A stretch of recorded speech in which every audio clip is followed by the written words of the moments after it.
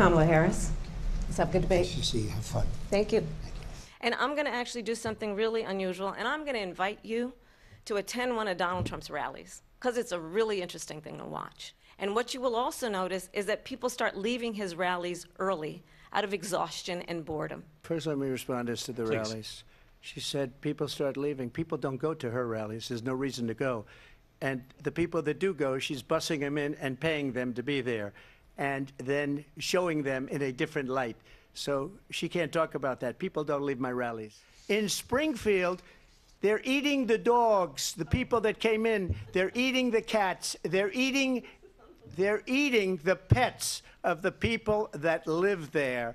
ABC News did reach out to the city manager there. He told us there have been no credible reports of specific claims of pets being harmed, injured, or abused by individuals within the immigrant community. Well, I've seen people on television. Let me just say here, this is the people on television say my dog was taken and used for food. You talk about extreme.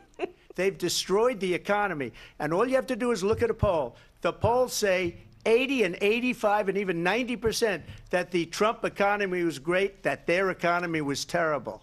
Donald Trump has no plan for you.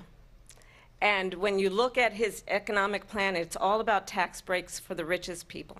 I am offering what I describe as an opportunity economy. She is Biden. You know, she's trying to get away from Biden. I don't know the gentleman, she says. Clearly, I am not Joe Biden, and I am certainly not Donald Trump.